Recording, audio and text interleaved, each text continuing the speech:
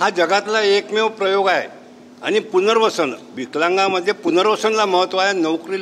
नोकरीचा त्यांना लागलं पाहिजे.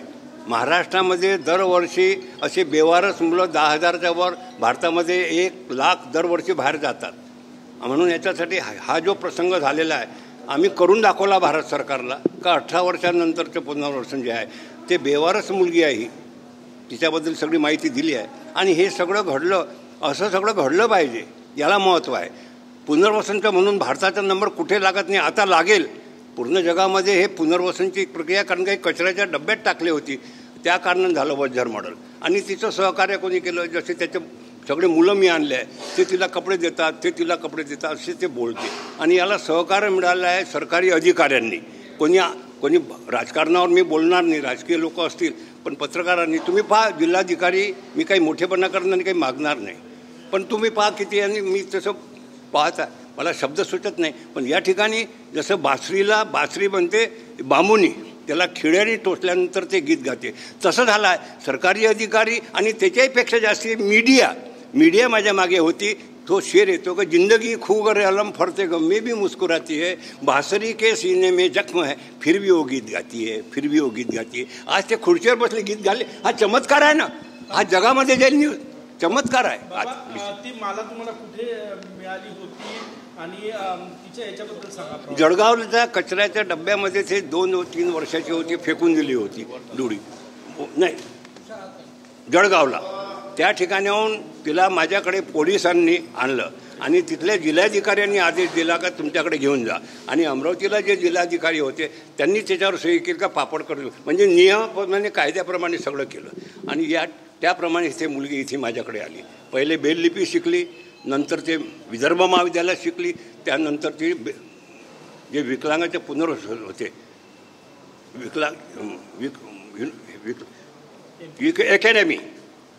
अकॅडमीमध्ये तिला केलं. आणि सगळं मोबाईलवर तिने अभ्यास केला. एकच ड्रेसवर वर्षभर राहिली, कारण का माझं नाव खूप आहे, पण आम्ही अंदरून केलेलं आहे. सरकारने दिली. फडणवीस साहेबांनी सगळ्यात पहिले मला फोन केला का तुम्हाला अभिनंदन करतो. आणि ठाण्याच्या याच्यामध्ये 4 घंटे आम्ही दोघं बसलो. मला अभिमान वाटत, पण ते इतके कामामध्ये होते का ते या सोहळ्याला येऊ शकले नाही. आणि म्हणून तिचं त्या ठिकाणी असं तिच्या वागणूक दिली आणि सगळं मी काम तिचं केलं. 18 वर्षानंतरच्या मुलांचा मोठा प्रॉब्लेम आहे, कारण ते अनाथ आश्रमामध्ये राहू शकत नाही.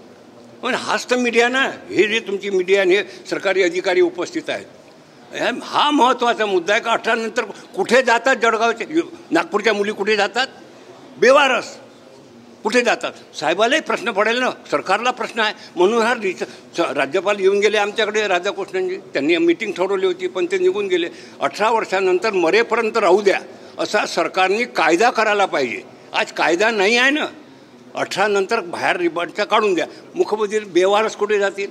चांगले मुलं कुठे चालले जातील? गुन्हेगार मुलं जेलमध्ये जातील, पण बेवारस कुठे जातील? जबाबदारीनं बोलतो, जवळपास 1 लाखाच्या वर नागपूर विभागामधून बेवारस मुलं कुठे गेले हा संशोधनाचा विषय आहे, पण त्याबद्दल मी बोलणार नाही. कम्युनप्रमाणे तुम्ही ठेवा आणि त्या मुलांचं पुनर्वसन होऊ शकते, म्हणून कायदा करायला पाहिजे, एवढंच मी सांगतो. वज्जर मॉडेल नेमकं काय? वज्जर मॉडेल नेमकं हे जे मी करू, भारत सरकारने मला विचारलं. राजेश अग्रवाल होते भारत सरकारचे सेक्रेटरी, आणि त्यांनी हे मला विचारलं का वज्जर मॉडेल काय? सगळ्या मुलांच्या बापाचं नाव शंकर बाबा पापडकर, सगळ्या मुलांचे आधार कार्ड एक, आणि त्याला कलेक्टरची परमिशन होती त्यावेळी, त्यांनी मी पटवून दिलं त्यांना. सगळ्या मुलांचं आधार कार्ड, सगळ्या मुलाच्या बापाचं नाव, सरकारी ग्रँट घ्यायचे नाही, मुलांनाच पैसे द्यायचे. मला फडणवीस शासनाने ग्रँट दिलेली आहे, पण कर्मचाऱ्यांसाठी, मुलांसाठी रहिवासी दाखला त्यांना. आज मला सांगाल ना कुठे राहिली आहे मी, कुठे आहे माझा बाप, कुठे आहे माझी मा, आणि तिचं बाप बनायचं रहिवासी. आणि जे शासनाचा जो सिलेबस आहे त्यामध्ये मी सुधारणा केली. 15,000 झाडं या मुलींनी लावून दिले. या मुलांनी मतिमंद सगळे मुलं आहे, विचारा त्यांना. 15,000 झाडं हे सिलेबस आहे. मोठ्या मुली स्वतः स्वयंपाक करतात, त्यांच्या हाताखाली जे त्यांच्या सपोर्ट करतात. आंघोळ करणारे मुली वेगळे, कपडे धुणारे मुलं वेगळे. याला मी वज्जर मॉडेल दिला. वज्जर मॉडेलचा मतलब आहे का संपूर्ण कम्युनप्रमाणे त्यांचे पुनर्वसन करा आणि मरेपर्यंत तिथेच राहू द्या, हा माझा प्रश्न आहे. वज्जर मॉडेल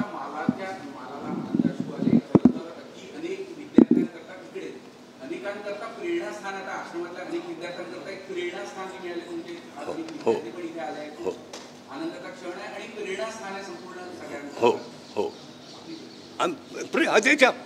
मी काय अरे तुम्ही स्वतः एवढे पत्रकार येता का राजे हो तुम्ही?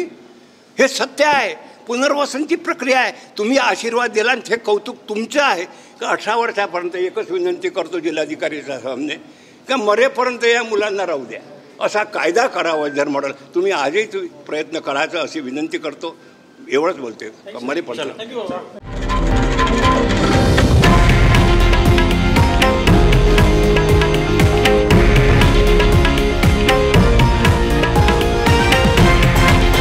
हे आहे देशातील नंबर 1 न्यूज नेटवर्क आणि आपण पाहत आहात TV9 मराठी, एकमेव.